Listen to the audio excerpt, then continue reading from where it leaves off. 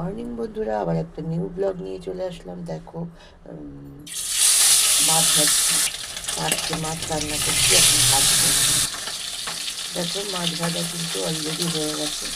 দেখো পার্শে মাছের সর্ষে ধনে পাতা বাটা দিয়ে ঝোল হবে। আর এই যে দেখছো আমুদে মাছ, আমুদে মাছের টক হবে তেঁতুল দিয়ে। দেখো কালো দিয়ে ফোড়ন দিয়ে দিলাম। এবার দেখো কালো সর্ষে, সাদা সর্ষে, কাঁচা লঙ্কা আর হচ্ছে ধনে পাতা বাটা, মধ্যে দেবো হলুদ, দেবো নুন, দেবো 2-4টে চিনির দানা স্বাদের জন্য, আর দেবো একটু সস। দেখো ওই পার্শে মাছের মধ্যে সর্ষে বাটার মধ্যে আমি এই কাতলা মাছটাও দিয়ে দেবো, কাতলা মাছের লেগাটাও দিয়ে দেবো। তাহলে এটাকে একটু কষাতে হবে। ধনে পাতা বাটাও দিয়েছি, আবার কয়েকটা ধনে পাতার কুচিও দিয়ে দিলাম। দেখো তেল ছেড়ে গেছে, এবার আমি একটু জল দিয়ে দেবো। দেখো এই মাছটাও দিয়ে দিলাম, কাতলা মাছটা, আর এই যে মাছগুলো ভেজে রেখেছিলাম ওগুলো দিয়ে দিলাম। আর একটু ফুটুক। দেখো ঝালটা একটু কম হয়েছে দেখলাম, ওই জন্য একটু গুঁড়ো লঙ্কা দিয়ে।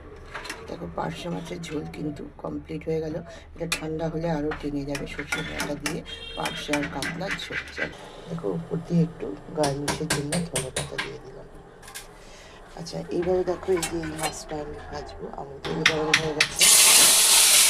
দেখো এই যে আমুদে মাছটা দিয়েছি, এটাকে এখন একটু কড়া করে ভাজবো।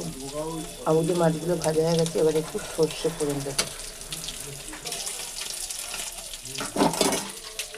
এবার দেখো এই যে টক, তেঁতুলের টক করে রেখেছি, এটা দেবো, তেঁতুলের কাইটা আছে। দেখো হলুদ দিলাম, দেখো লঙ্কা দিলাম, এবার দেখো চিনি দিলাম।